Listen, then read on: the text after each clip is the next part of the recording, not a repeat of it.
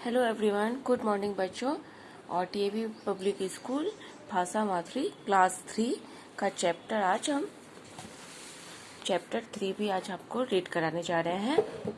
Class 3 chapter 3 DAV public school. तो ये जो चैप्टर है इसका नेम है हाथी और चिड़िया।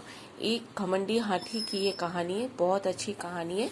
तो इसे पूरा रीड कीजिएगा क्योंकि लास्ट में इससे रिलेटेड जो भी क्वेश्चन है वो हम आपको बताएंगे, तो इसलिए ध्यान से सुनिएगा।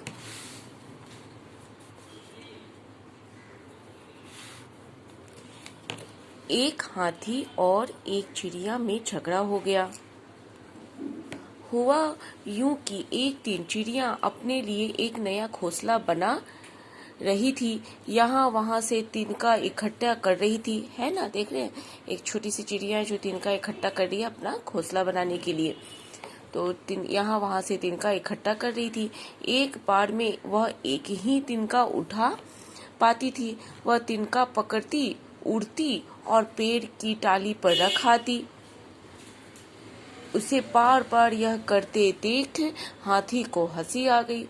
वह चिड़िया पर हंसता हुआ बोला, बेचारी इतनी छोटी, इतनी कमजोर है कि एक से ज्यादा तिनका उठा ही नहीं पाती। मुझे यदि ऐसे तिनके उठाने पड़े तो मैं हजारों लाखों तिनके एक बार में उठा सकता हूँ। घोंसला बनाने के लिए चिड़िया ने धरती पर गिरा पत्ता उठाना चाहा।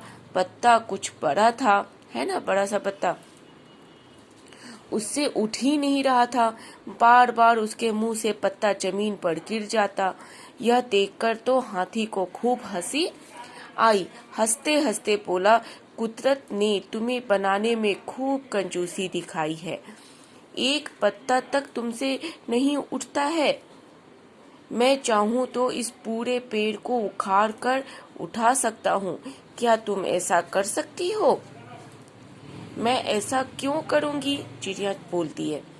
यदि पेड़ को उखाड़ा जाए तो उस पर रहने वाले कितने ही पक्षियों के घर उजड़ जाएंगे। एक पेड़ को बनने में कम से कम 10 वर्ष लग जाते हैं। हाथी को गुस्सा आ गया। वह बोला, चिड़िया की बच्ची, तुम बहुत ज्यादा चीजें करती हो। तुमने तिनके और पत्ता उठाकर मेरे सामने अपनी ताकत दिखाई है। मैं भी अपनी ताकत दिखाऊंगा, है ना। और कुछ शब्दार्थ है, उजड़ जाना मतलब खराब हो जाना, नष्ट हो जाना। फिर आगे देखिए, है ना। फिर हाथी लगता है पेड़ को उखाड़ने, और इस पेड़ पे रहने वाली कितनी सारी चिड़िया हैं, चिड़ियों के कितने सारे घोंसले हैं, उनके अंडे हैं, सब नष्ट और बर्बाद हो जाते हैं। और तभी एक आदमी पीछे से हाथी को ऐसा करते हुए देख रहा है। तो इसकी कहानी आगे करते हैं। यह कहकर हाथी ने एक पेड़ के तने पर अपनी सूंड लपेटी और उसे उखाड़ने लगा। चिड़िया ना करती रही, पर हाथी पेड़ को उखाड़ कर ही माना। पेड़ पर बने पक्षियों के घोंसले नीचे गिरने लगे, है ना। वहां पक्षियों की चीखें सुनाई देने लगी। हाथी ने यही बस नहीं की, उसने पेड़ को अपनी पीठ पर टिकाया और यहाँ वहाँ घूमने लगा। यह देखकर चिड़िया ने दुख के मारे अपनी आंखें बंद कर ली।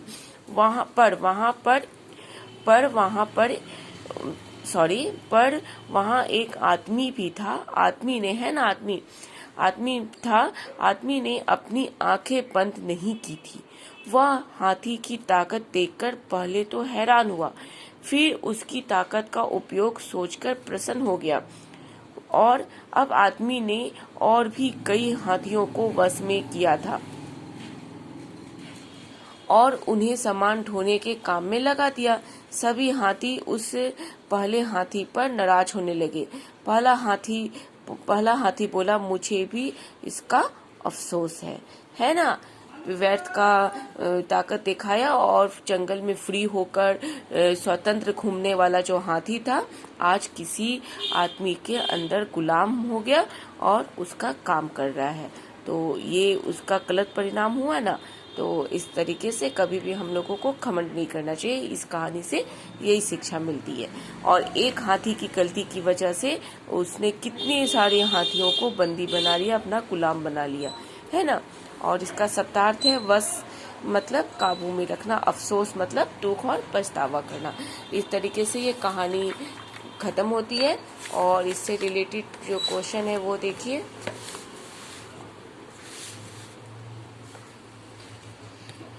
चिड़िया ने घोंसला बनाने के लिए क्या किया?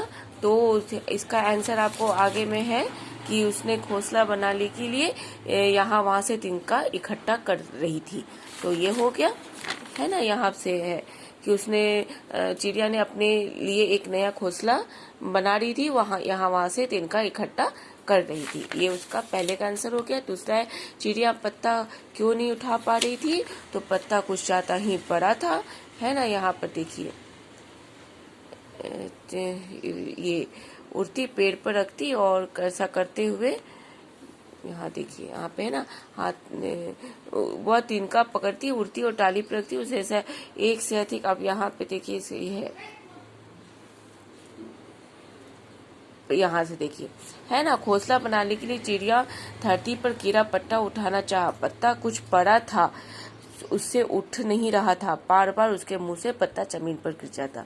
ये हो गया दूसरे का आंसर कि चिड़िया पत्ता क्यों नहीं उठा पा रहा। पत्ता कुछ बड़ा था, इस कारण वो उठा नहीं पा रही थी, वो बार बार जमीन पर गिर जा रहा था।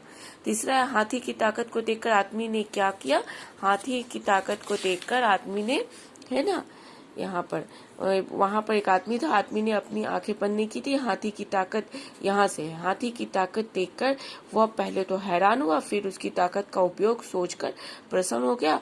अब आदमी ने और भी कई हाथियों को वश में किया, उन्हें सामान ढोने के काम में लगा दिया। यहाँ तक हो गया तीसरे का आंसर। इस तरीके से तीनों का आंसर हम आपको बता दिए। फिर इसके आगे है बातचीत के लिए, आपके बातचीत करने के लिए कुछ क्वेश्चन है। जैसे चिड़िया को अपनी आंखें क्यों बंद करनी पड़ी? क्योंकि वो इस तरीके का मतलब उदंड काम और हाथी का जो चिड़ियों के ऊपर अत्याचार कर रहा था वो उससे देखा नहीं गया, सहन नहीं हुआ, इस कारण उसने आंखें बंद कर ली।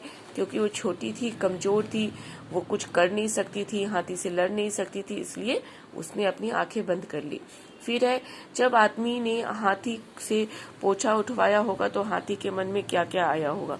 ऐसा सोचकर क्या क्या आया होगा, इस तरीके से आप सोचकर उसका जवाब दे सकते हैं। तीसरा, चिड़िया ने कहा कि एक पेड़ को बनाने में कम से कम 10 वर्ष लग जाते हैं, बताइए इन्हें बनने में कितना समय लगता होगा? जैसे मधुमक्खी का छत्ता बनने में कितना टाइम लगता होगा, चिड़िया का घोंसला, आम का बाग। तो ये सब सोचकर आप बताइए कि कितने समय लगते होंगे।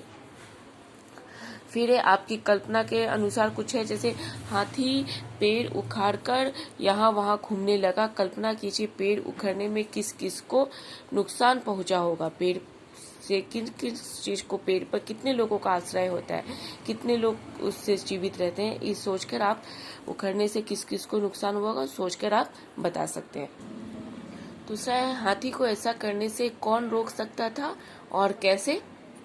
तो कल्पना कीजिए कि ऐसा करने से उसे कौन रोक सकता था और कैसे रोक सकता था। तो ये सोचकर आप इसका कल्पना करके जवाब दे सकते हैं। बहुत सारे जवाब हो सकते हैं, इसलिए मैं नहीं दे रही हूँ, आप खुद से कल्पना कीजिए और जवाब दीजिए। और आप चाहें तो अपने पेरेंट्स को भी बता सकते हैं या हमें कमेंट्स में भी बता सकते हैं। ओके। फिर तीसरा है हाथी को क्या क्या सामान ढोना पड़ा होगा उसके अंदर में रह के, तो ये आप कल्पना करके जवाब दीजिएगा। फिर है कुछ हल्का और कुछ भारी। आपको कौन कौन सी चीजें हल्की लगती है और कौन कौन सी चीजें भारी? जैसे चिड़िया को पत्ता भारी लगा और हाथी को हल्का। तो हल्का चीज यहाँ लिखिए, भारी चीज यहाँ। जैसे हल्का चीज में बताते हैं, जैसे चिड़िया हो गया, घोंसला हो गया, तिनका हो गया, चींटी हो गया, कॉपी हो गया, ये सब हल्के चीज हो गया। और भारी में हाथी, पेड़, आदमी, अलमारी, टेबल, कुछ भी जो भी भारी होता है ना, वो सब आप लिख सकते हैं। फिर ये भाषा के बाद सही शब्द से वाक्य पूरे कीजिए।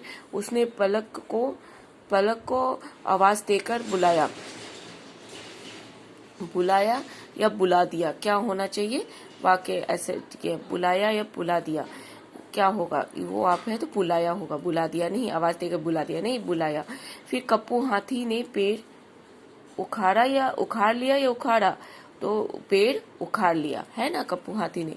फिर पाठ में से चंद्र बिंदु वाले कोई 3 शब्द चुनकर लिखिए, जैसे यहाँ, वहाँ, हंसी, ये सब में चंद्र बिंदु होता है। फिर है तीसरा है चिड़िया और हाथी से जुड़े हुए 4 शब्द छाट कर लिखिए, जैसे जो आपके स्टोरी में आया है।